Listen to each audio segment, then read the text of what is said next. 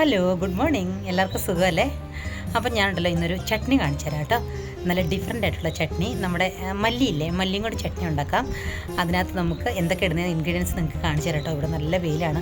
ഞാൻ ഇന്ന് പുറത്ത് നിന്ന് സംസാരിക്കുന്നത്. അകത്ത് നിന്നപ്പോൾ കുറച്ച് ഡള്ളായ പോലെ എനിക്ക് തോന്നി, അതുകൊണ്ടാണ് പുറത്ത് വന്നത്.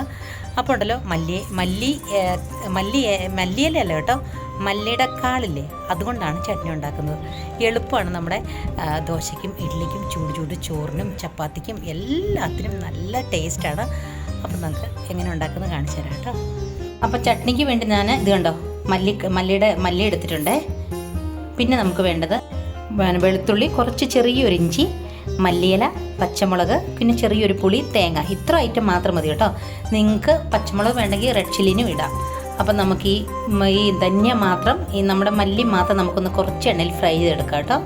അപ്പം ഞാനൊരു ചട്ടി അടുപ്പ് വെച്ചിട്ടുണ്ട്. നമുക്ക് കുറച്ച് എണ്ണ ഒഴിക്കാം കേട്ടോ, അധികം എണ്ണ വേണ്ട. ഒരു 1 സ്പൂൺ മതി, 1 സ്പൂണും വേണ്ട.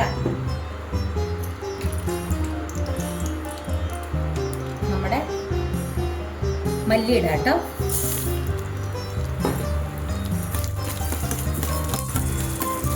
കുറച്ച് നല്ലപോലെ പയ്യ, കുറച്ച് ചെറിയതായിട്ടൊന്ന് അതിൻ്റെ പച്ചപ്പ് മണം മാറിയാൽ മതി കേട്ടോ.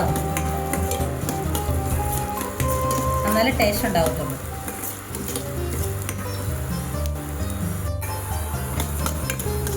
വേണം പച്ചപ്പ് മാത്രം മാറിയാൽ മതി, ഇല്ലെങ്കിൽ ഒരുമാതിരി മണം ഉണ്ടാവുമല്ലോ.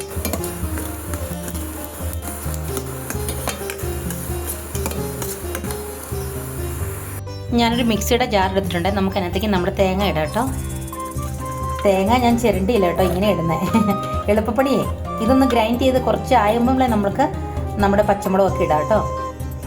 ഞാൻ ഗ്രൈൻഡ് ചെയ്തെടുത്തിട്ട് വരാവേ. ഇത് കണ്ടോ, തേങ്ങ ഇത്ര അരിഞ്ഞിട്ടുണ്ടായി. നമുക്ക് ഇതിൻ്റെ കൂടെ നമ്മുടെ മാറ്റി വെച്ച പച്ചമുളകും ഇഞ്ചിയൊക്കെ ഇടാം കേട്ടോ. ഇഞ്ചി, വെളുത്തുള്ളി, കുറച്ച് പുളി, പിന്നെ നമ്മുടെ മല്ലിയില, ഫൈനലി നമ്മുടെ മല്ലി ഇടാം കേട്ടോ.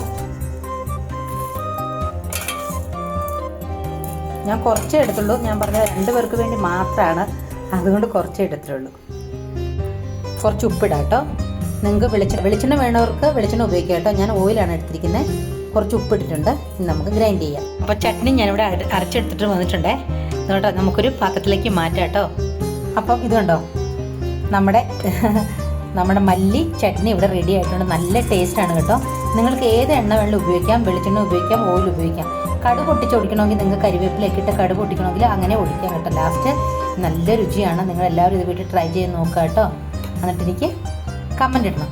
നിങ്ങൾക്ക് എൻ്റെ വീഡിയോ ഇഷ്ടമായാൽ ലൈക്ക്, ഷെയർ, കമൻറ്റ് ഇടാൻ മറക്കരുത് കേട്ടോ. അപ്പം എൻ്റെ ചെറിയ വീഡിയോ ഇത്രയേ ഉള്ളൂ. Okay, bye, take care.